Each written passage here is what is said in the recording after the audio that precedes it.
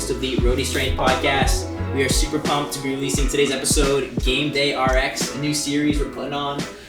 Just basically going over local CrossFit events. Today we're doing open prep. We're also reviewing Fittest of the Coast. We have Jeff here over at CrossFit Windrose, Matt from One Asterisk, and I'm over at CrossFit Providence as well. And we got Lost Art / Newport Home and Drone behind the camera helping us out today.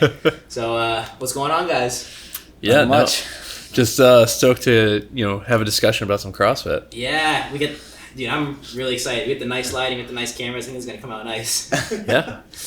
So let's get right into it. We'll start with Fittest on the Coast, a comp that I just went down and helped you out with. Yeah. Jeff was helping coaching. Yeah. With you guys, you and Sam, who's not here right now, but you guys crushed it. You guys did well. I mean, learned a lot. Yeah, it was a for new sure. experience for sure. But overall, it ended up in 11th place in the elite division. Yep. Which a lot of really high-end competition. We can talk like the team that came in first place. They had one dude who competed at Atlas Games last year, which is now a semifinal event. Which, so there's wrong. It's like they only take the top 50 athletes for semifinals. It's top 120 80, in North America. Something like that. Yeah. So yeah, top competition. Yeah. For sure. Yeah, some pretty fit dudes there. I think another guy competed at Wadapalooza. Mm-hmm. So there's definitely some dogs there. Yeah. So how did you feel right off the bat? Because we talked a little bit off the podcast about this when you were going through the virtual qualifier, just going at it on your own versus once you started to move towards doing the in-person event, you were able to get some coaching from Jeff and get some help there. What was the difference like? Definitely like the in-comp, like the whole like schedule of being at the competition is a lot more different than just like showing up to the gym and working out or whatever. I haven't competed in anything in a while, so I don't know if I had maybe some like anxiety or whatever, and then our flight was getting delayed, so like I was all wired up, so I didn't really eat much that Saturday, and then still like even on Sunday I didn't really eat as much as I probably should have. I think it might have just been like competition nerves, something like that, but like I would have had no idea what to do about eating, whereas like having Jeff like kind of write out that schedule for us and like kind of give us suggestions on what we should be eating at these times. That was super helpful. I tried my best, even though I couldn't really like force myself to eat, but I tried my best to kind of stick to that schedule and those types of foods. So it's definitely good to have someone like that being there, because that's something I feel like definitely gets almost like swept under the rug or flies under the radar, is that like you're competing in fitness, like it's literally maximizing human performance. Like you need to like fuel for that. That was definitely something eye-opening, like different than just like showing up to the gym and getting after it. Right you gotta make sure you're primed. Exactly. Yeah. And then like the warming up schedule and cool downs, all that stuff, just because like you're going from when usually you're training in the gym, right? You do workout right into the next piece or whatever. Maybe like you're chilling for 5 minutes, like catching your breath, whatever. This, it's like you got like sometimes it's an awkward amount of time. It's like 30, 45 minutes between events. So it's like just enough for you to get like cold and like cool down. And then like as soon as that like happens, when you get cold or whatever, you have to warm right back up again. Yeah. And then sometimes it's like 2 hours between events. So it's like you can really get like a cool down in, chill out, like just relax, and then like almost like you're doing like a double session at the gym. Yeah. You can go back, warm up again. So like that kind of stuff. Jeff, how did it feel for you as far as like, I know a lot of the people you help coach, you're able to be there in person. Yeah. But for this one, it was just so short notice. You're like, you were trying to help from afar.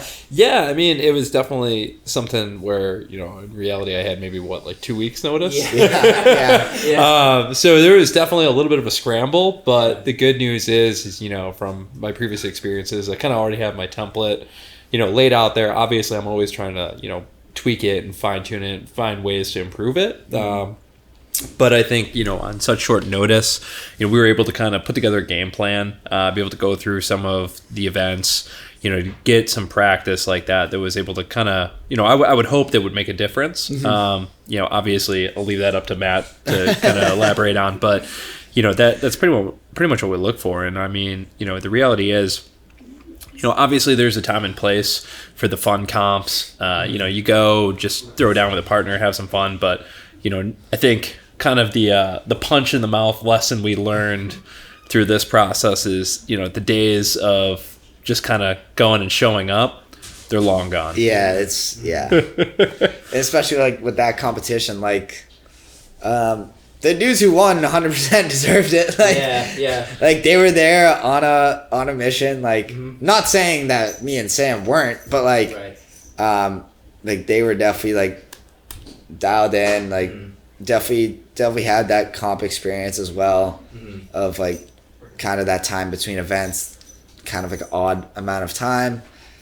Just kind of how you deal with that. I think that's just kind of like an experience thing. To like put it in like a regular person's terms would be like, so like they always talk about like the Super Bowl, like the halftime show is a little longer, and that like throws people off who haven't been there before. I'd kind of compare it to like that kind of like, it's an awkward, it's not something that's gonna like throw you completely off, but it's something that like, it's definitely like a wrinkle in the plan, because like you're used to just like training, and it's like, all right, I'm gonna do double sessions, so I work out in the morning, work all day, like come back, eat dinner, go to the gym, like 2 completely different times in a day you're working out, and like some events will be like that, but then usually when you're training, it's like you do one training piece, which is like a Metcon, you go into like another one or something like that, and that's usually like within 5 minutes, so maybe you kind of cool yourself down quickly, just get your heart rate back down to start up again.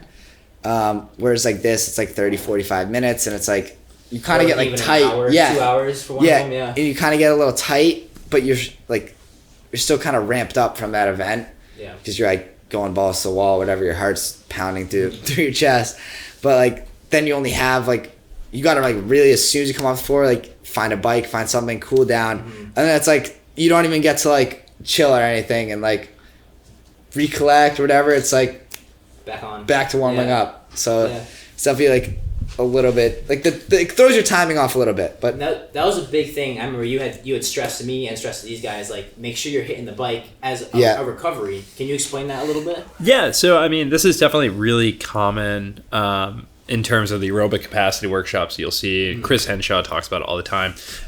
Basically what you want to do is, because you're getting such a significant pump and the blood is going to go and build in the biggest areas of your body, which typically is your quads.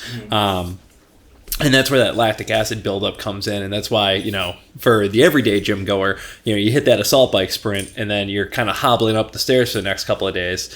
Well, what happened is basically that lactic acid pooled up in your quads, and now it is really limiting you instead of it being used, which, when you do that cool down, which you're starting to see more and more, even at the local comps, people being, proactive in getting on a bike right after, because what that's going to do is it's going to chew up and use up that lactic acid to help you recover and clear your muscles. So basically now you're setting yourself up for that recovery and then warming back up again and feeling, obviously not 100%, but our goal there is to try to keep you at that 82 to 85% of your maximum output, ideally. Yeah. That's cool. And then along those same lines, I know I'm going to speak for Sam here because he's not here, but he was saying he was really working hard on, after the workout was done, making sure he like drops his heart rate. Yep. So he was putting on headphones, and we were joking around like, "Oh, you listening to Meek Mill? You're getting fired up." He's like, "I figured he's listening to John Mayer." He's listening to John Mayer. He's like, "Dude, I gotta calm down before my next because otherwise," he said, his heart rate will just be spiked the entire time, and you'll fatigue like that. Yeah. You know what? I think I actually have an anecdote for that. When we were about to hit one of the pieces as we were kind of throwing together that comp training, Matt and Sam started to get hyped up for an event. They were like, "All right, bro, let's go." Blah blah blah. We were doing a whole bro thing. I immediately stopped everything, turned and yelled at them, "No, like you guys, no, like I don't want you to do that," because again, like Sam was saying, you're spiking your heart rate at that point, so you're already like kind of primed up to redline. Right. And so if you go to try to, hit a skier like they were about to in that specific instance, you're going to redline and then be looking at the worm saying, oh no, how is this thing supposed to move right now? Yeah. Versus, that silent professional approach where you're, just kind of staring with intent and you're focused on what you're doing. And I obviously, I don't know, I wasn't there, but my hope is that he took that away Yeah, from it. we did. We weren't dancing on the starting line. No, none of that.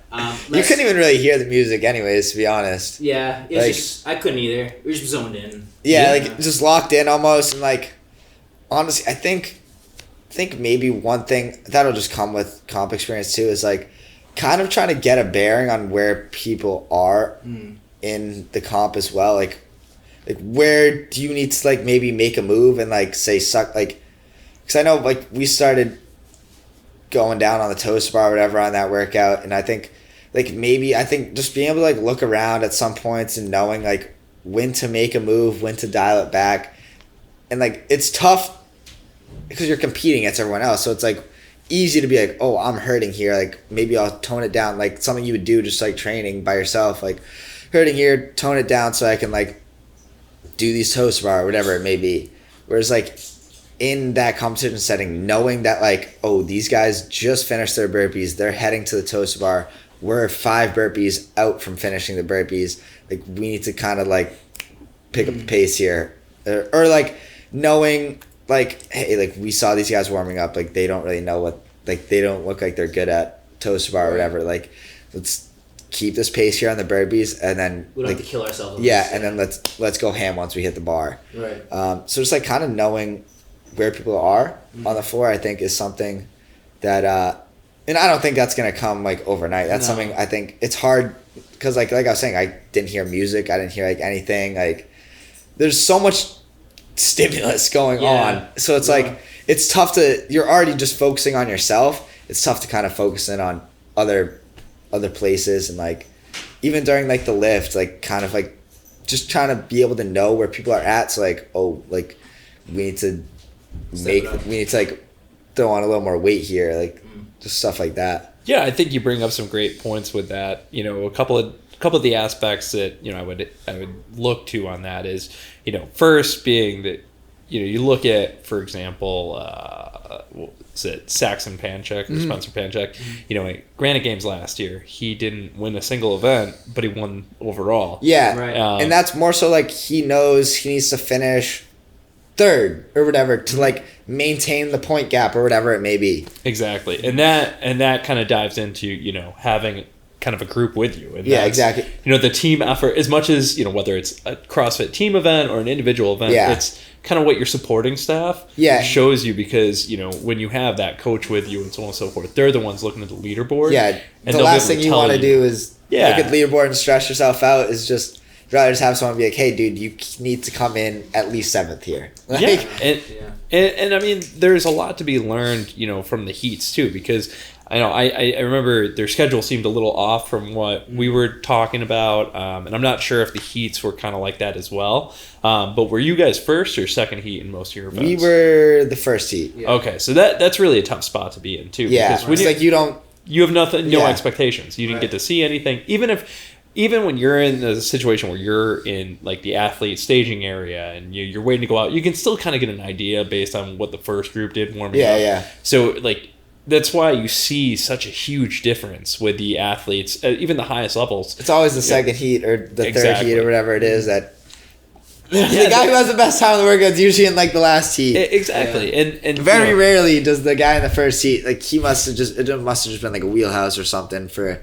a guy in the first heat to win the event. But usually it's those guys in the last heats that, because you get to see everybody do it, you get to see what everyone's doing warming up, you get to kind of think, and then you have time to actually re-strategize. Whereas a lot of times you go out there and the plan may be X, but you quickly realize it's got to be plan Y, and whereas you can notice that watching in that second heat, be oh, he's really strong and he's doing singles here, it might I'm not gonna really go touch and go, so it's just stuff like that. The second heat definitely has that advantage. I agree. Absolutely. Was there any particular event that really you felt like you hit a home run on?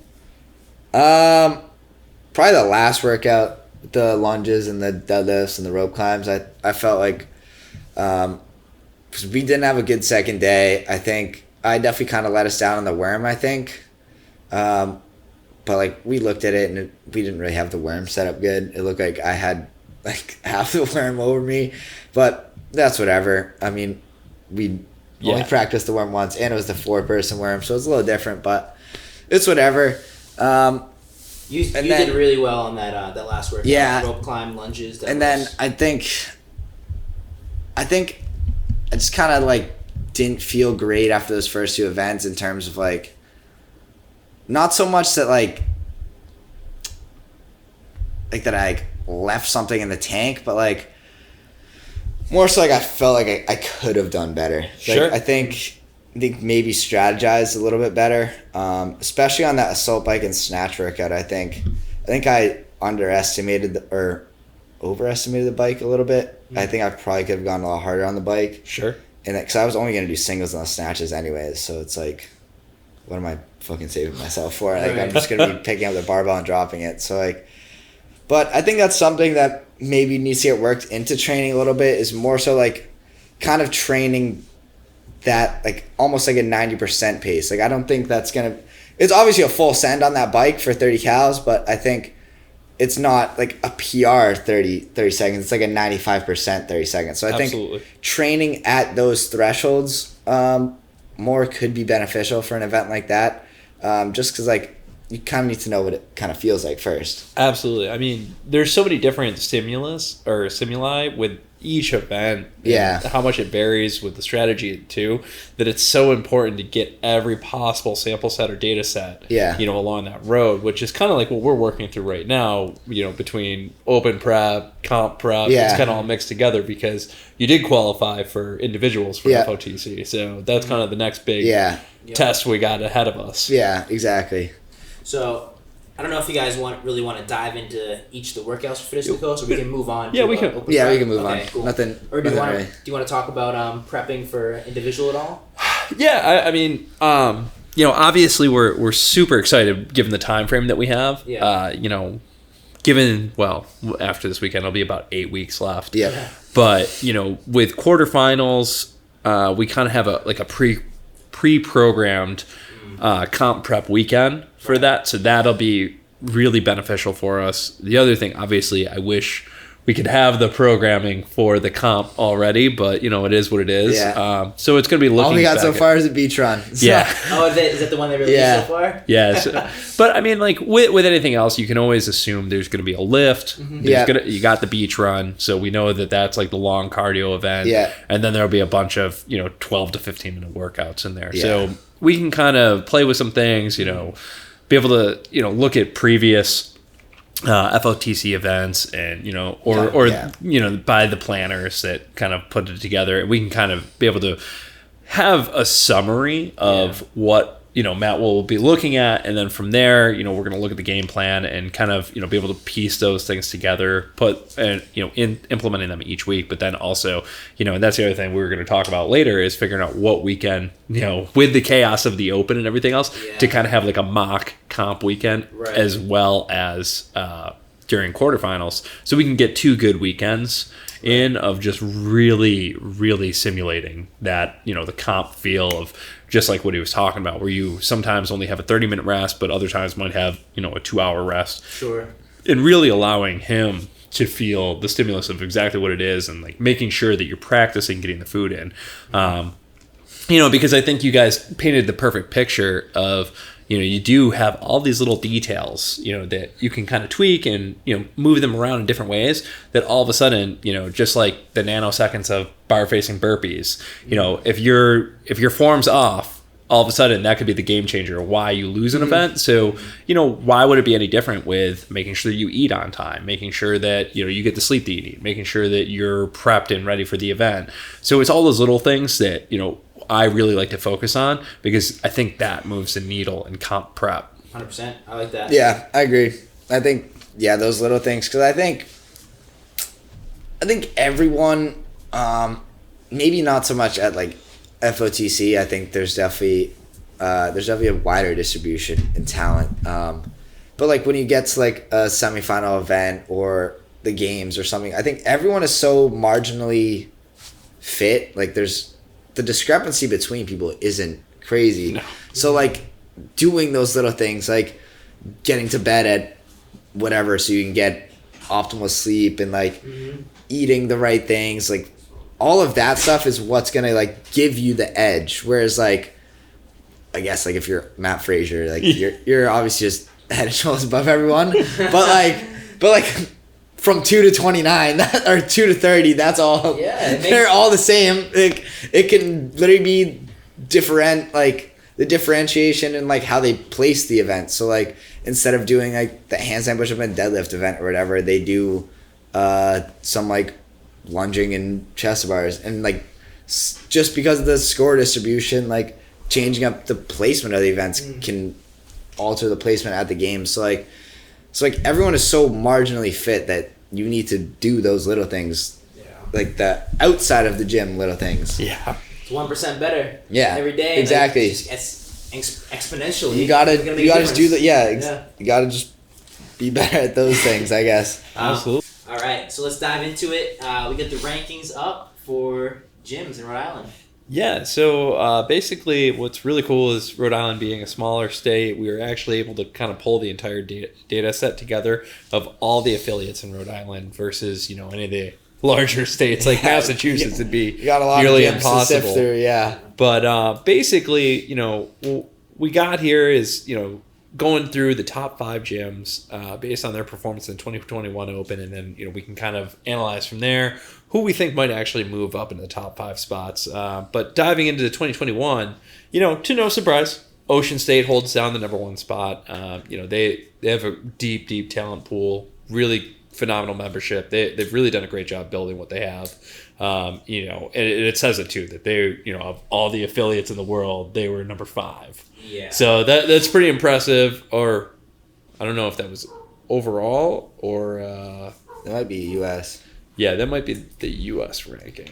But anyway, of all the affiliate rankings, they were number 5, which definitely speaks to their obvious work ethic and phenomenal athletes they have on board. And then holding down the number 2 spot, to my surprise at least, as I'm not really familiar with them, CrossFit Gamut. They really did so in a pretty resounding way. They were ranked 1,231, versus the next closest, which was us, Windrose at 1,650. But just kind of focusing on that for a minute, Gamut definitely did a bang up job in the Open last year, and you have some experience there. Yep, I've dropped in there a couple times. It's a great gym. They have kind of like a dark atmosphere with like some lights. Like Yeah, I don't know if I get down with it's like that. almost like a nightclub. I've seen it. I don't know if I get down with that. That's cool. interesting. It's cool, but they have I a don't lot know of if I get great. down with They have that. great gym, great coaches, good athletes there. I hear the community's pretty good there. Community's good. We have people that used to go to Spartan in Newport that Sure. drive to East Greenwich Wow. to go there. See, that's a pain in the ass. So we have some like Gina, Alex Ducker, both good athletes, both been in the cross game for a long time. Previous Spartan, previous Forest Newport, which is an OG. Yeah, we have that like sticker on the fridge at the gym. I was like, what the fuck is that? Yeah. What the fuck is that? And Amanda actually, who was at Spartan too, is over. Good gym, good athletes. Yeah. Sure. I've only heard good things about it. I've never been. No, it's Probably won't go. I don't like that nightclub vibe. It's yeah. I'd probably like throw up. But like, Yeah, I've actually been in that type of environment once for a comp, and it like really threw me off. Being in yeah, a very dark I don't like gym. that. It's a little bit much for me. But then holding down the number 4 spot was Diamond Hill CrossFit. Where's up that? in it's actually up here near Cumberland. It's It's right it's off a the little highway. bit I think I've driven by it. Yeah, it's right off it's the highway. kind of a little off by itself gym, but obviously whatever they're doing there works because they got some pretty fit people putting up some good scores. I know our coach has dropped in there a couple times. Dave. Okay. Has checked it out, but I've never been there. Yeah, I've never been. Yeah.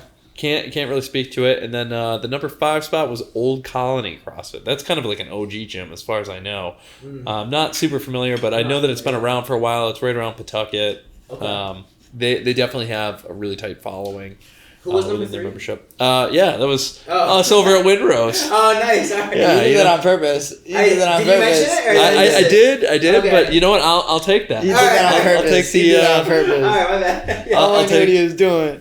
Yeah, no, I'll take the thumbs up on that one. But obviously, it's always gonna be bittersweet. I'd rather be in the number 1 spot, Sure. but I'll take that. And give or take these top 5 rankings, technically from formerly affiliated gyms are out of 13, but obviously we've had some turnover since 2020 and the Glassman era ending. Yeah. With some pretty prominent gyms that actually are still essentially CrossFit oriented, but they're just not affiliated, so they don't get to fit in there. But just for the sake of putting in the sample set, I did add them. So realistically, this is the top 5 out of about 18 gyms. Mm-hmm.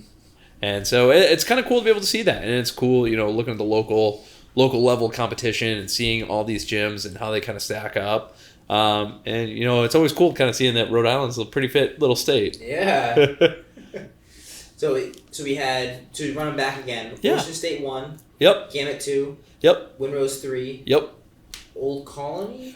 Diamond Hill was 4. 4, and then Old Colony was number 5 to fill out the top 5. And then just kind of honorable mentions there for the last, the other 3 for 6th, 7th, and 8th was CrossFit Providence, Ocean State North, formerly No Risk, and One Asterisk.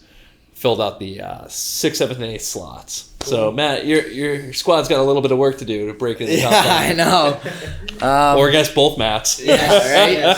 Matt's at CFP, and they're on the outside looking in as well. Yeah. I don't know if there'll be much turnover. Maybe like Old Colony and CrossFit Providence looks like they're within 100 spots of each other. Everything else looks like it definitely has some ground to make up. And I don't really see that changing within a year, especially on a gym-wide span. Yeah. It's one thing if we're talking individual athletes because people can climb 10,000 spots a year on the leaderboard. Yeah. So I think with the gyms, I think it probably stays the same. I think maybe, let's see what else on here. Like Windrose and Diamond Hill could also flip. Yeah, I think that top 4 is probably going to stay the same. Based on those score rankings. Like I was saying, I don't think you can make that much change on a year-to-year level. Yeah, at the affiliate level, I think on an athlete level you can jump 50,000 spots in a year. So I think obviously just because at the gym level you're training so many people, so it's like it's definitely that progress gets distributed across everybody. Absolutely, and it's definitely both a challenge, but really exciting. Obviously, you're an affiliate coach. I'm an affiliate coach. Yeah. Matt was an affiliate coach.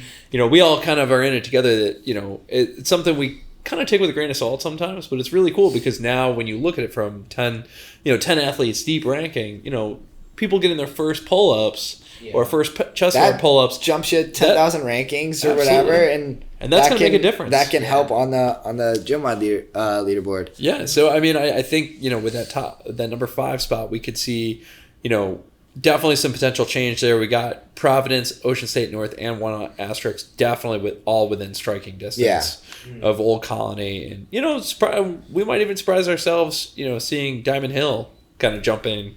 Or being able to jump Diamond Hill. Windrose, we've definitely kind of added some stronger athletes to our roster. I wouldn't be surprised if, we even jump a little bit further. So I'm really excited about that. But, hey, who knows? I mean, it could end up being everybody's worst workout ever. Yeah, true.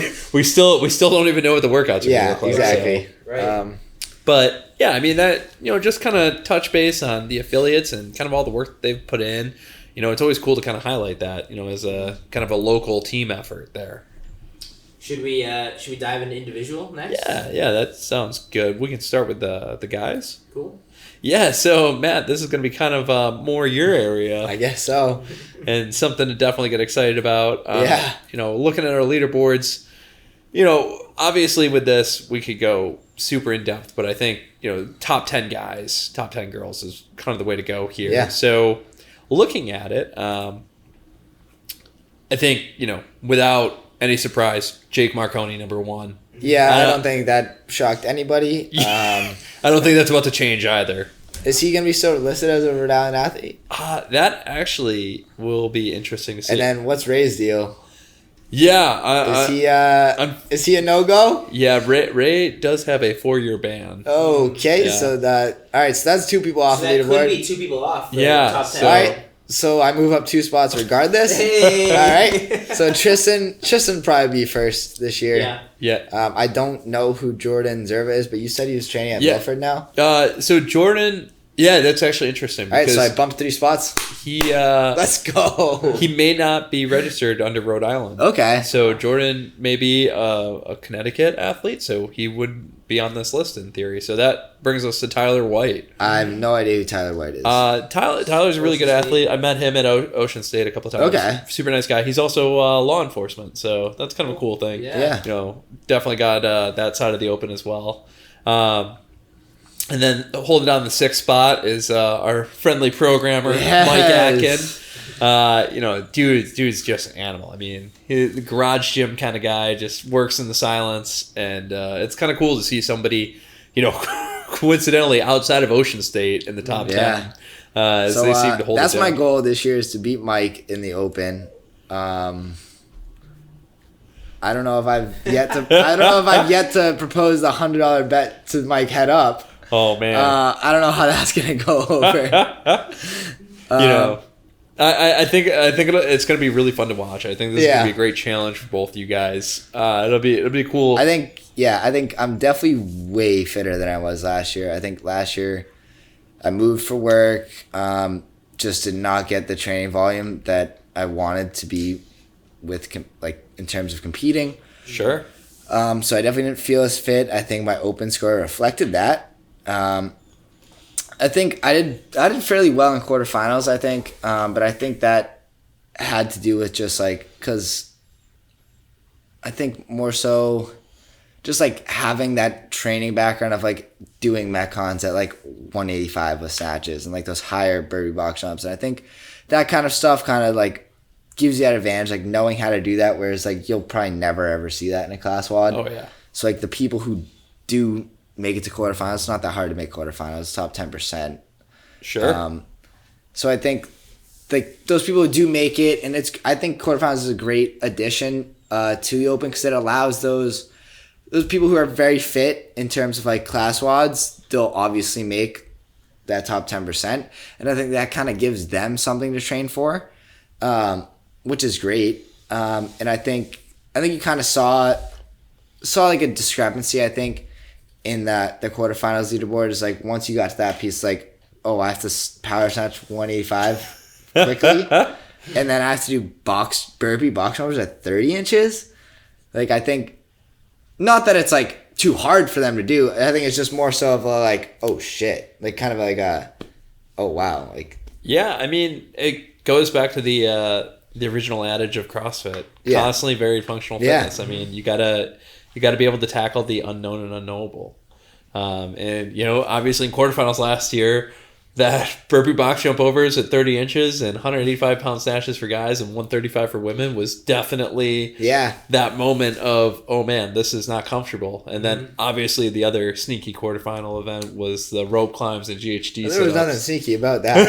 Nothing sneaky. And that's definitely that I think, I don't know how good of a test that is for something where you're testing a top 10%, just because have you ever seen GHDs programmed in a class WOD? Most CrossFit gyms only have 1 or 2 GHDs. So I think, not that it's unfair or anything, but I don't know if breaking out the GHD for still that broad of a population is a great test of fitness. Obviously, it definitely shows you good between the top 2% or whatever, but I don't really think that tells someone who only does a class WOD and they obviously look at that and be oh my god, I need to do GHDs. It's not really you. I think that kind of goes back to what we're seeing in the difference of the sport now. Because in the past it was 5 weeks of the open. Yeah. And there would be kind of that challenging, surprising movement in there. But the sport has really evolved. I mean, I think so too. No longer are bar muscle up's something that people strive for. It's kind of, that's the barrier to entry in the sport side of it. So, you know, looking even, and I'm kind of getting ahead of myself and I'll save it till later, but, you know, as we talk about the preview for this open, there's a lot that I'm going to go into on that. But just kind of wrapping up the top 10 here, you know, Tim, and I've known Tim for a long time, but I always butcher his last name from my Ocean State days. Super strong athlete, unbelievably strong, and same with Chris Cooney. They absolutely killed it, and they earned their tie for 7th. Pretty impressive lifts. Yeah, I mean, they both scissors to that. Yeah, they both. I mean, I'm guessing Tim just pulled out the singles and just threw them on there just to get Chris. But that's what Sam did to me. Yeah, that 287 to 285 difference. Yeah. You know, that's always You're tough. A bastard if you do that. That is especially your friend. Shout out Sam. Yeah. Sam Pascal. And then, you know, in the number 9 spot, and actually definitely got to give a shout out on this that recently happened. Justin Favreau hit a 300-pound snatch. That was a really crazy thing to see. This kid is an absolute powerhouse athlete, super strong. Went to semifinals on a team last year, you know, and just an incredibly nice person. Yeah. Oh, nice. Yeah. And then, you know, in the 10 spot, which you can speak more to this, Craig Buckley. Yeah. So I think he's like affiliated with No Risk and Ocean State North.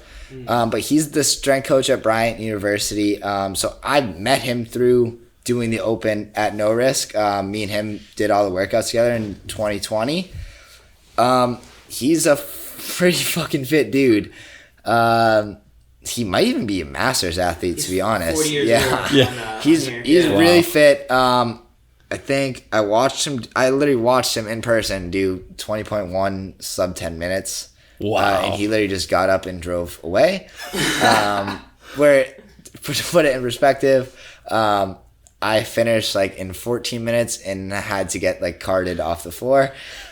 So like he's definitely a really fit dude, really strong.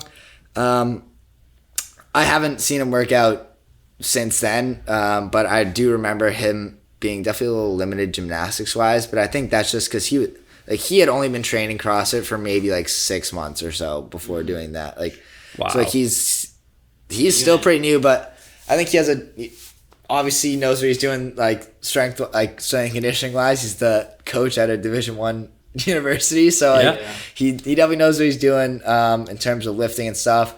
And I think he has an Olympic lifting background, so he's definitely a pretty fit dude. He'll probably be up there again, in that same kind of top 10 range. Sure, I would not bet against him not being in the top 10. That's for sure. And then one thing I will note, as you are the athlete on the podcast here, that you did hold down the number 17 spot among the males in Rhode Island. So like I said, I didn't really feel fit coming into this open and whatnot. But this year, I think I'll probably have my sights set on probably top 5. I think. Okay. Honestly. Let's go. Okay. I think. Well, top 5 is probably somewhat reasonable, I think. Okay. Well, I mean, that definitely moves us into kind of projections. Yeah. The changes this year. I mean, obviously, like we had mentioned, we don't know yet if Jake will be doing listed as unaffiliated, if he'll be Ocean State, what he will be. So that's kind of a question mark there. Ray's out, so that, that's gone. Tristan would, in theory, move up to the number 2 spot potentially. Jordan may potentially or may not 1. Yeah. Potentially the number 1 spot. Jordan is, potentially out being in Connecticut. So that really shakes up the top 5. Oh, yeah. Huge. top 3 of the top 5 already kind of moving around here. And then you got Tyler, Mike, Tim, and Chris, and Justin for that matter. I don't see those guys changing a whole lot. I think they're all kind of still moving in the same groove they've been in the last year or two. I mean, it's been very consistent for them. If you look at the previous years, they've all pretty much been in the same spots in terms of open ranking. So, with that exception, I mean, definitely going to make some moves to be able to jump to the top 5. These are some pretty good athletes, and something we're really excited about. I would say, the potential for this, the way that we're going to test the workouts. At least for Matt, this is kind of like a huge opportunity to kind of gauge growth. 100%. But that definitely kind of covers the guys' side of it. But looking at the women, I guess, do you guys have any thoughts on what you might see in the top 10? Any kind of change-ups? Any secret lurkers over at CrossFit Providence? As for men? Yeah. There's been a couple of new members that came in that are pretty fit. We have a ex-NFL player. Oh, which is cool. What's he clean? Like 7,000 pounds? He's older. He's a little older, so like Boomer. I don't think it'll be any like crazy big changes, but I think we have the squad this year is probably a little bit, as far as considering the sport of CrossFit, I think probably a little elevated, like more athletic squad. Sure. So it'll be cool to watch. It's always good to I get. personally feel more fit than I did last year. Yes, so, sir! A little bit. There we go. No, other than that, nothing Where'd crazy. you come in last year? Let me check. Actually, pull it up. Since we are here, since we are here, we might as well expose the weakness that is Matt and I. This again is why I'm a coach and not a competitive athlete. We gotta go to the next page. Oh no. Let's see. Let's. I can't. Can you search? I can't search them. What about Control F? Ever heard of the keyboard shortcuts? Yes, how many sir. per page? Is it 50 per page? Is that how many athletes per page? Yeah, it's 50 per page. Oh, I need to go to the next page. Just type in Sweeney. Am I top 100? yeah. The Sweeney dog. Oh hell no! I'm page. Yeah. I'm on page 2.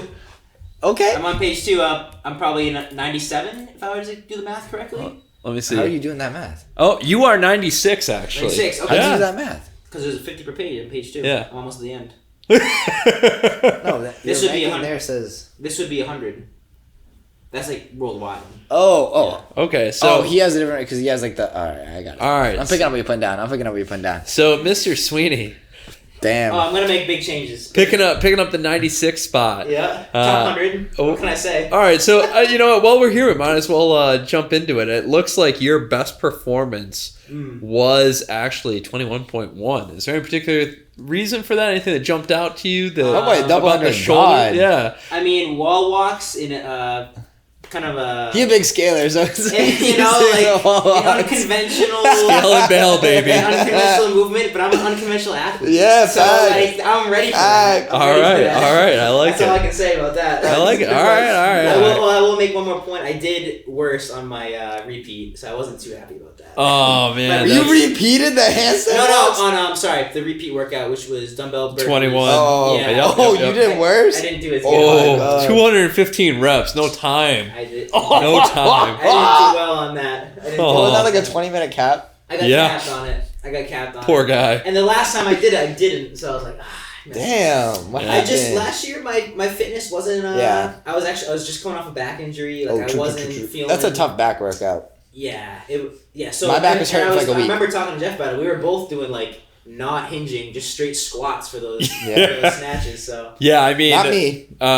Obviously, I'll put myself out there. I held down the number 52 spot. Hey! So, yeah, again, this is why I'm a coach and not not the athlete sitting here at the table. Obviously, like we just talked about, coming off that back injury. When I saw 21.2, I was like, oh god. Matt was immediately texting me saying, hey dude, you're gonna be squatting these, right? And I was like, yeah. I'm just trying to keep my back. I'm just trying to keep my back as healthy as possible. So obviously it is what it is, but hopefully this year I'll crack the top 50. Fingers crossed. Yes, sir. Oh man, but that definitely rounds out the dude side of it. Obviously I'm gonna beat Matt in the open, but and I'm only saying Matt. I'm not saying which one. Did we talk his placement? Did we talk Matt's placement? Yeah, it wasn't great. Number 17. 17, cool. Okay, so women? Yeah, so switching over to the women's side of it, obviously my girl Amy was number 1. Don't think that's gonna change. Yeah, that is not subject to change. Also Canadian. Yeah. Amy reps North of the Team border. Canada. Yeah, it's funny. We actually joke about this because for anybody listening that doesn't know, I'm actually from upstate New York, and I joke with her because I'm from further north than she actually is. Oh, in so Canada. she ain't even a real Canadian. Yeah, she's like near that like tip that's down near like Chicago and Buffalo, like that whole southern portion. So Yeah, I actually joke with her that I'm more Canadian than she is in that regard. That's a lie. But she ain't even real Canadian. yeah, no. I mean, obviously, we all just got to watch Amy doing the qualifier for Invictus. Yep, that was eye-opening. Yeah, I mean, watching her hit the hang cleans, the 3 rep max hang clean at like 218 or whatever it was. You know, she's just a unit. There's no other way to express it. I mean, 100%. she, you know, obviously as an individual made it to semifinals last year. She's pretty fit, She very. finished. Initial observation. Yeah, she finished 24th in the world in the Open. Yeah. She's very fit. So I just don't see that changing. You know, and then you got Brittany Power, Christine Middleton, Jessica Drury, you know, all Ocean State athletes. Yeah, I have no idea who these people are. Christine Middleton had a really good one of her workouts. I think she got first place in her lift. 21.4. Yeah. In the world? Yeah. What she hit? 242. So she was only 3 pounds off you. Facts. How does that make you feel? She's stronger than me. She is incredibly strong. She actually, fun fact, set a record for her clean and jerk for women at Granite Games. So in the world of CrossFit at the highest level, she has a record. Damn. Kind of crazy, yeah. What'd she hit? I don't know. I think it was something ridiculous, like 250 or 260. Yeah, something like that. It was just ridiculous. But you know, looking at the top 10 here, it's the majority. You know, once again, is definitely Ocean State. Yeah. You know, you get a couple of independent athletes in this mix, but you know, not really a strong representation from much of the other gyms. Which is, you know, again, it speaks to definitely the membership and you know the pure volume of really fit people at Ocean State. And it's always cool to kind of see. Claire is rounding in at number just out of top 10. Yeah? Madeline Claire Aiken, another Canadian. Yeah, Okay. I could... Yeah, she's definitely a top... She's top 15. Yeah, she's definitely kind of in that top 10 range, I'd say. I think the women's side is a little less deep, and like that's not an insult in any way. I just think in terms of like participation, maybe. Oh, absolutely. But like Claire is super strong for a chick. That definitely jumps her up a lot, I think. Yeah, I saw her lift was 170 and 21.4. That's Was it? Yeah, it's pretty legit. She's strong as fuck. I was literally nervous for the front squat workout in quarterfinals that she was gonna squat more than me because I hadn't front squatted in years. So I was like, I literally came in. I was like, bro, you're literally gonna front squat more than me. Thank God she didn't. Like, for the record, what did she hit and what did you hit? I don't remember what she hit. Maybe like 245. And I had 315. So wow. So like okay, so not as much of a deviation as you thought. No, but I was a little self-conscious about it. I was like, dude, I haven't front squatted in forever. Like, Claire's strong as fuck. Like, dude, she might squat more than me. Oh god, that's great. That is absolutely great. She's been training with Sam and I since this like past week or so, and I think she's putting in the work. I've written up some stuff for her to kind of like shore up her weaknesses. She could definitely use some work in terms of like body weight pressing and gymnastics and stuff like that. So I've kind of written up stuff for her to do to like get better at that. And then she also hops in on training pieces with Sam and I. So I think she's definitely poised for she should have an improvement from last year. Yeah, and that's super impressive. I saw a video of her hitting a squat clean, you know, at like 215 or something like that. Girl is super strong. And she has great mechanics. Like her technique is really good. Yeah, no, it's definitely gonna be interesting to see the women's side. You know, speaking for Windrose, we have 2 new women that started working with us recently that'll be representing our gym or our affiliate in the Open. Liz Baisley, she moved down from the Massachusetts area, or from the Attleboro area, I guess, and she's a really fit athlete. Cool. So I'm definitely excited to see what she hit does. For that clean? 170 for the Invictus thing? Yeah, she hit 175. A lot for a chick. Yeah, so she was hang power cleaning it. Yeah, she hit a I don't know why people do 3 that. rep max hang power clean at 175. I don't know why people do the power cleans on the heavy lifts. Just fucking lift the heavier weight. Hey, I don't know. I guess it's just preference. It drives me crazy. It drives me insane.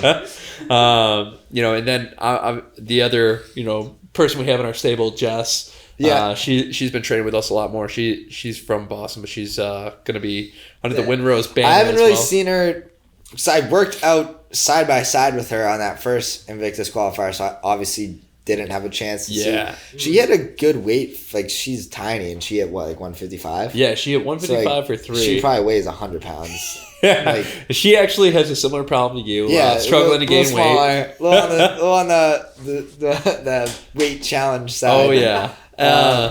But no, I didn't get to see her do the second qualifier, so that had a little more gymnastics and stuff in it, and like a little more barbell cycling. So I haven't really seen anything from her, but she seems like she's pretty fit. Yeah, I'll tell you what. I did a burpee box jump over piece with her. Yeah, and that girl moves like a gazelle. She is just back and forth darting over the box. Well, I follow her on Instagram and stuff now, and Chris gonna be pissed about that. But she looks like she like ran track somewhere. Yeah. She ran. That doesn't surprise me that she maybe got a little bounce to her, maybe a little speed. She ran at UAlbany. She is a really good athlete. Fun fact: this is her first Open. Oh, and really? She can already do 40 unbroken toes to bar. So that's better than me. Yeah, that's way better. Yeah, I was humbled. That puts the gymnastics question to bed. Yeah. That definitely made me feel humbled when she told me. I was like, yikes! I got some work to do. But thank God I'm just a coach. Yeah, true. You can just tell her that's not good enough. Oh, that's the best part of being a coach. Yeah. Not good enough. Yeah, that's kind of what I hide behind now. Just the veil of do as I say, not as I do. Yeah. But I think that kind of, barring any crazy predictions that we have for the top 10 ladies in Rhode Island. Well, I got a quick shout out. Kayla over at CFP looks like she's in the top 15. Okay. Which is cool. So could be making moves this year. You could be making moves when you get your sex change, right? That's also valid.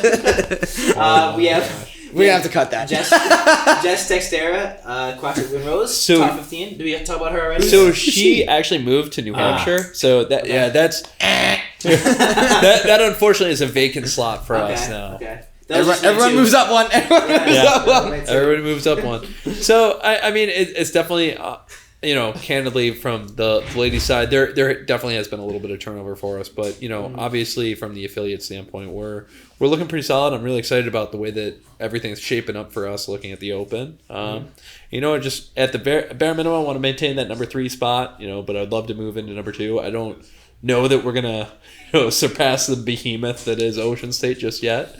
But that's what goals are for. Yes. Yep. And that being said, I think that kind of wraps up everything from looking at 2021, but now looking at 2022. Yep. We got some exciting stuff ahead of us. Obviously everything is different now. Like last year, we didn't know what to expect going into the Open. I think this year everybody kind of has a little bit better of an idea of what we're looking at. I also like how it's kind of broken up the Open and then into quarterfinals. I like that too. I like how the Open is definitely a lot more, like, not easier, but more inclusive. I'd say, like, with the wall walks instead of like a handstand walk or something, and like, I was honestly shocked that there was muscle ups in the Open part of it. Like after there being wall balls, I was kind of shocked that there would be. Like muscle ups and then like honestly even a heavy lift. I thought that would have been pushed into quarterfinals based on how like the first 2 weeks were.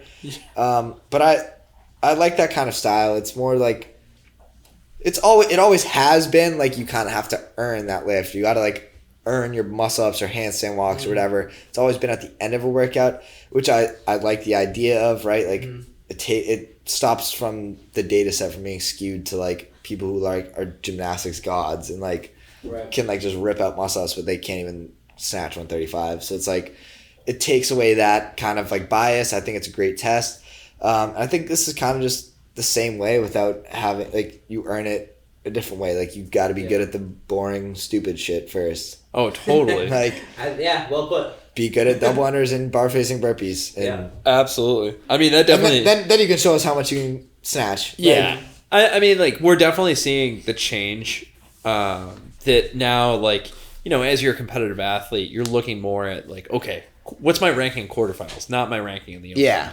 The Open is definitely got to respect the test. It's definitely, definitely if you're a quarterfinals athlete, definitely, yeah, respect the test. Like, you need to still, like, you can't take a day off. Yeah. Like, it's not just a normal training piece. Like, you still kind of need to, like, put your head down and, like, do the work.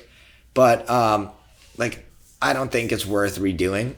You're gonna be in the top 10%. So, like, what are you gonna, just to, like, do better, just to be in a higher piece of the top 10%? Like, I think sometimes you got to just focus on what you're training for, and that's to maximize your performance to the quarterfinals. Absolutely. Whereas, like nobody cares. You're in the top 10%. Like, just compete in the quarterfinals. Absolutely. I mean, that definitely is the reality of where we're at now. Is there's no more testing an open workout 4 or 5 times. Yeah, over it doesn't the course do of a any weekend. good, but get you hurt. Yep. Right. Exactly. And, whereas back in the day when, everybody was chasing just those 20 slots to be able to make it to regionals. Yeah, it made sense. Obviously made sense back in the day because, like, even the top guys are doing it because they have to, because everyone does it on Friday, whatever. You realize, like, obviously no one's posting their scores the last second because you don't want to give away that you're, like, you only did it in 7 minutes and everyone else is going to be able to do it in 5.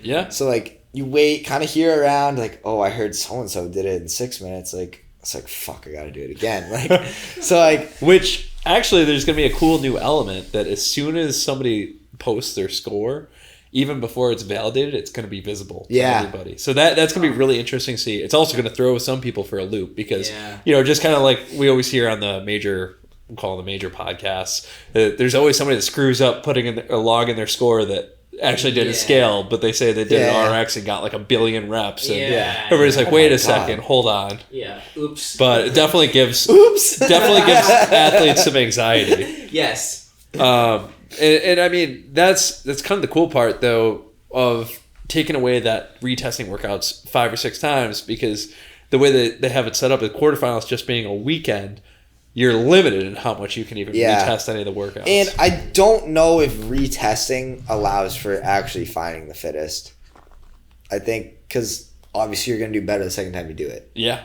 So I think, like, and, like, just the way it breaks out, like, probably only the top, like, 50 people in the world are doing it, like, full time. Like, so, like, if you finish, like, 70th in the open, you needed to finish, like, top 50 or whatever, it's like, oh, I couldn't redo because I had to fucking work my real job. Like, it kind of, like, evens the playing field a little bit, and I think it obviously, like, allows for, like, a more pure test of fitness. I think, like, obviously I'm going to be able to, like, do it better when I realize I should have just manned up and done an extra set of, like, toast bar before the buzzer or whatever. Like, so I think getting rid of that that retesting, I think, just makes it a little more like of a pure test of fitness, I think. Yeah, and I mean, it definitely puts the onus on the athlete to understand what their data points are going into it. I mean, because you're not going to go into, for lack of a better example, like 16.2, that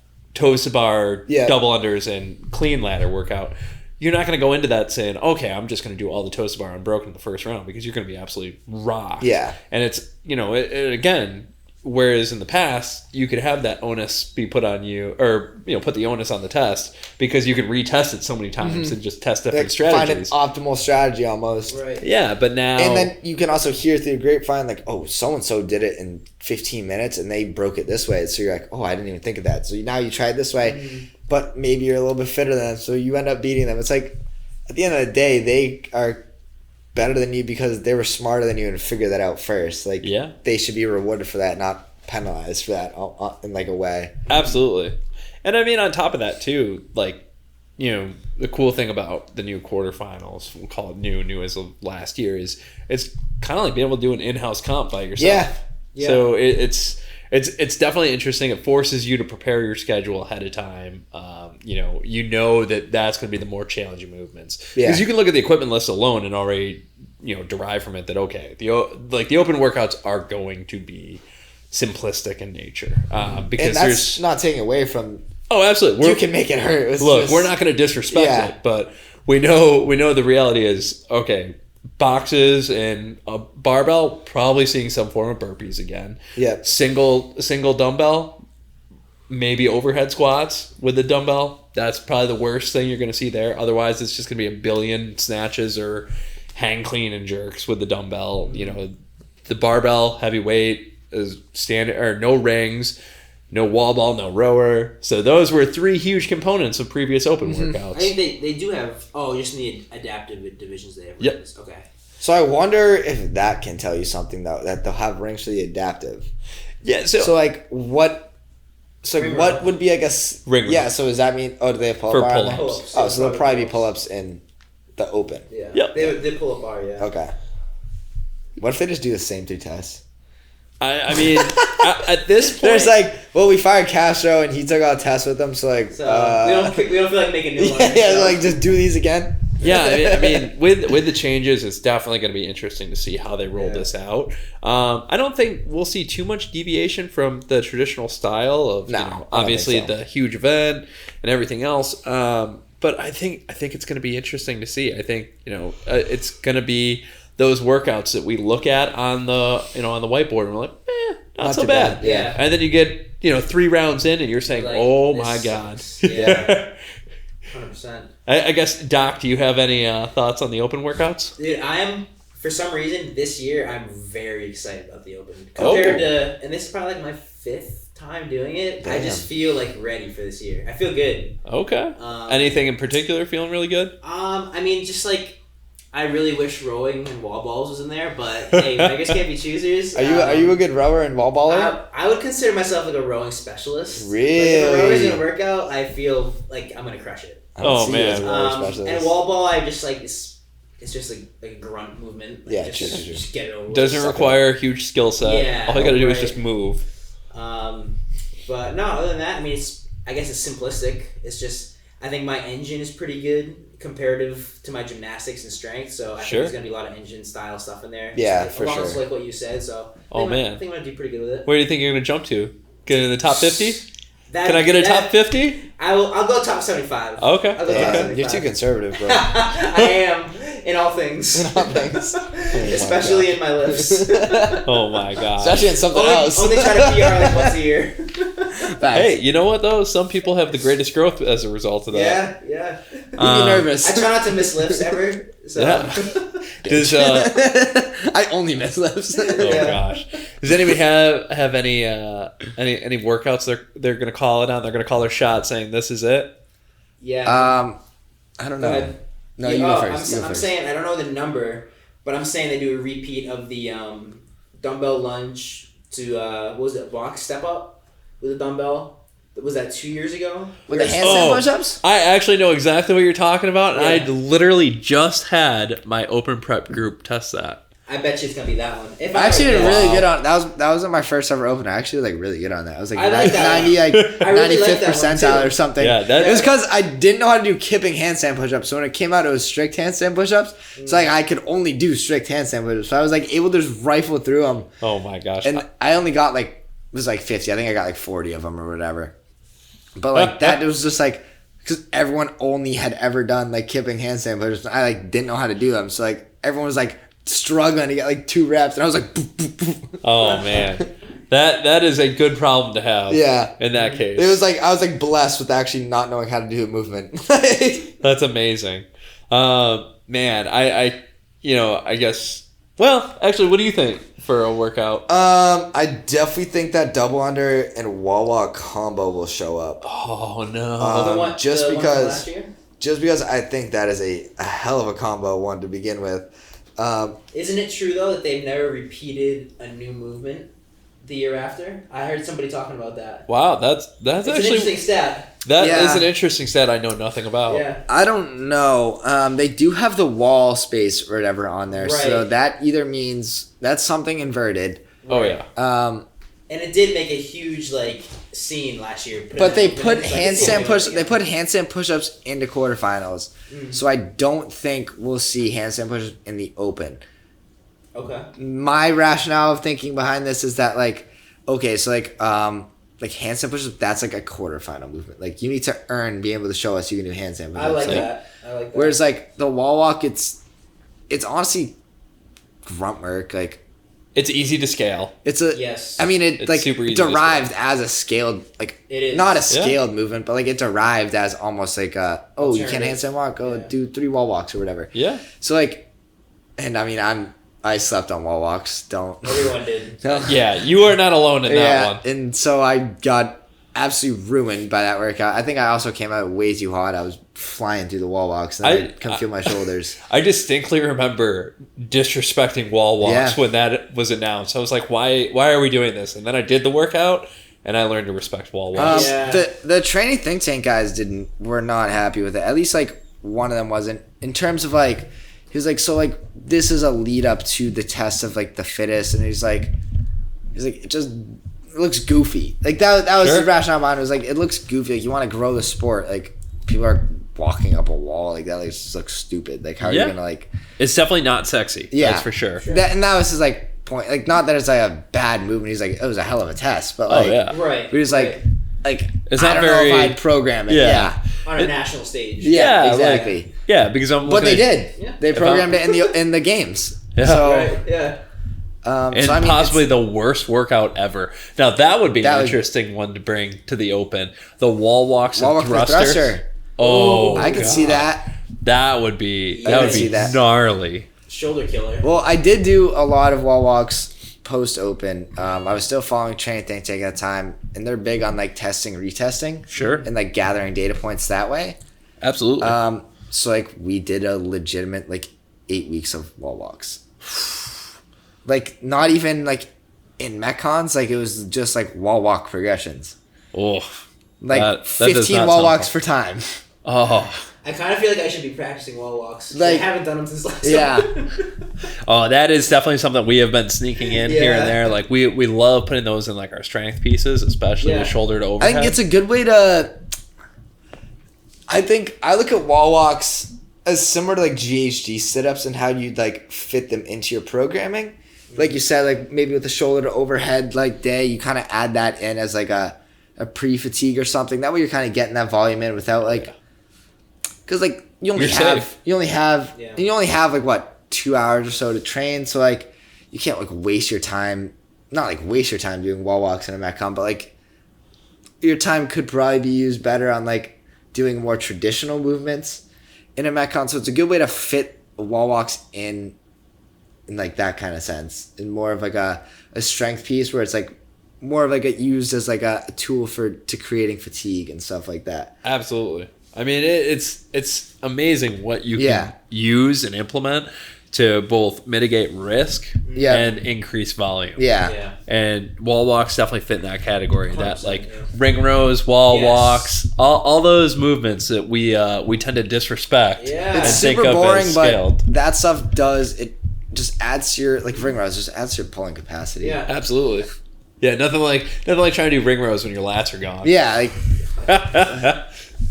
just adds to Oh. pulling capacity, and it's not in that like butterfly kip motion where you're just like fatigued and you're honestly at that point just flopping around on the pull-up bar. So it's like you're bound to rip your shoulder out at any moment. So like I think I'm calling it right now. 22.4. Okay. The lift. 3 rep max thruster. you think Ooh. he just wants it 3 max. I would- That's what he wants. Oh, I definitely. That's all just That's what me he wanting it. But you know what? That's my I shot. like that. I like that. I think that would be a really unique twist Yeah. that people don't always think of. Nobody does that. Yeah, I think so- a good lifting test would be not so much a complex or just a max clean or a max clean jerk or a max like snatch. I think it's like a 2 rep from a hang or something Oh, like yeah. that. Oh, I think those it's are a the great- worst. I think that's a great test of strength, especially under fatigue, because it's really challenging you to like, all right, 1, can you hang on to the barbell? absolutely. And 2, like, do you have good positions? Yeah. Like, are you just strong enough to just pick the bar up and go overhead? Yeah. Like, are you able to actually, like, load your hamstrings up in that hang position and then go through the full movement? I think that's definitely, like, a great test of strength, I think, Yeah. and I think it's underutilized in the It- sport, I think. And I wholeheartedly agree to that, even to the point that I think based on that, we won't see snatches until the quarterfinal. You think so? Yeah, think? Too complex. Here's my caveat to that. We may see light snatches. Yes, I was gonna say that, and like higher volumes, so like 95 pounds ground to overhead. Mm-hmm. Kind of like what they did in the they're past. not gonna. Because isn't the snatch the foundational movement? No. It's just something we teach in our on-ramp class. I'm getting them. Yeah. But like, I feel like a snatch is kind of like an integral part of CrossFit, like snatching and clean and jerking. So I could see a ground to overhead show up. Yeah. At like or a 95. light snatch, like I said. You know, it could be a repeat 20.1. Yeah, totally could. I could definitely see that happening. That would make a lot of sense to me. I actually like that. I like that workout. That was in my open prep list for my squad at Windrose. That is just classic ass CrossFit. Oh yeah, snatches and bar raising burpees. Yeah, and it's just miserable. Yeah. Surprising thing with that workout was actually the effectiveness of the clean and jerk on that. For anybody that can cycle fast. Actually, so one of our qualifiers for Fittest of the Coast had ground to overhead at 115 in it. And it was like a bunch of gymnastics and then like deadlifts paired with that barbell. So it would be like do the ground to overheads, then deadlifts, then into like the gymnastic movement. It was like pull-ups, chest to bar, muscle-ups. It was like a 21, 15, 9. Yeah. And then double the reps in gymnastics. And there were a couple of times Sam and I went to clean and jerks, and it's just like you're doing quick sets on the snatches, and then like if you feel yourself resting too long, just do a couple of clean and jerks. Exactly. It's way easier than snatching, just because the load is, you can like put way more on your clean and jerk, so it's like absolutely way lighter. I mean, even to that point, I think 19.1 or 20.1, whichever that was, the introduction of it, and watching Froning do it, I think everybody, and I'm definitely speaking for myself, kind of had this moment of like, oh, ground to overhead, gotta snatch. And nobody took the time to think like, man, maybe a clean and jerk would be faster, and they just assume. And obviously for like super high level athletes that cycling if you clean and jerk, you're snatches, dead. That's fine. But for your average everyday athlete, I think clean and jerks at 95 pounds, if you're cycling the barbell fast enough, that can really move fast, and it can keep you going. Yeah.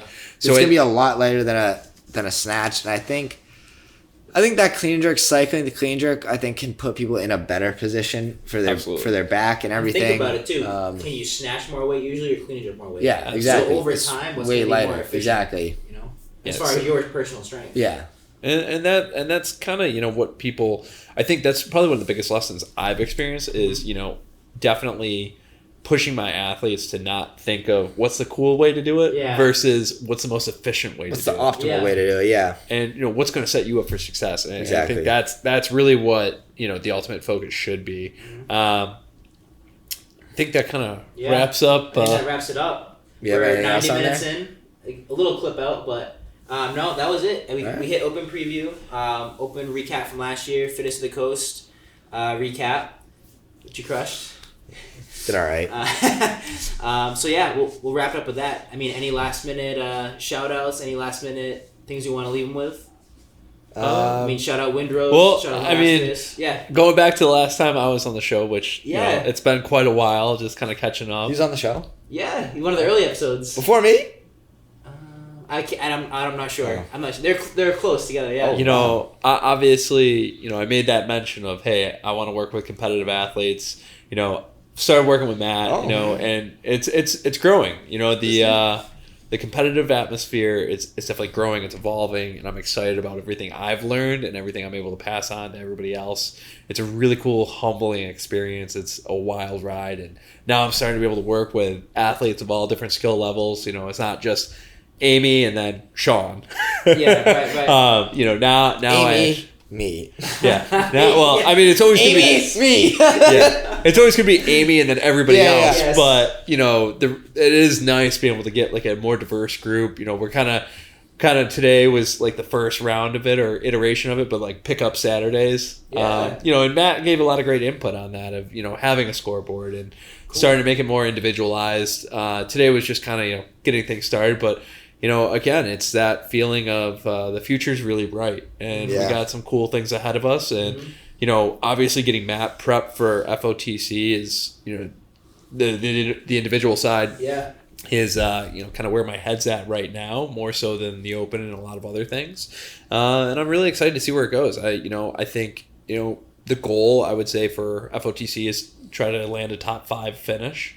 overall. And, from there, continue to build on those habits, best practices, really getting you ready for future comps, taking that data, all the data points, really trying to, comb through them, see if there's anything that we miss along the way, if there's anything we can improve upon, because obviously it's not going to be perfect. It's still a lot of learning as we go, but that's kind of the fun of this is, Matt's still really young. We got a lot of opportunity here to grow and work. And obviously the same thing with my other athletes too. There's just a lot of opportunity for competition at every possible level. And like we were talking about last time, it doesn't matter what tier you are. Are you operating at the highest part of your tier? Yeah. Yeah. Are you operating at like your potential? Yeah. Almost like, because some people might not ever make it to X level, but I'm one of those people. Compete at the best that you can compete at, I think, is what we're trying to build. Yeah. And to build upon that, I'm super excited to be working with Jeff and Mike and that whole thing. I think we have a good relationship so far. I think we have a great group text. Shit on each other kind of a little bit. It's fun. I don't think I've said anything nice to Mike and Jeff when I finish my workouts. So that means we're working, but I don't think I've said one nice thing post WOD to Mike or Jeff. So special relationship. Usually starts with F you and I hate you guys. Yeah. Starts and ends with yeah. So I'm excited to be working with them. Cool. Excited for the future. And of course, I'll shout out Strength and Sport, SSPT, physical therapy for athletes and everyone, and the Rhody Strength podcast. As far as our next episode, Post open will probably be the next one. So again, this is Gameday RX. We'll keep the series rolling. CrossFit Open, local comps, and I'll keep breaking it down. Awesome. Yeah. So, hey, thanks a lot for having me. hey, thank you guys. Thanks for having me. Good stuff.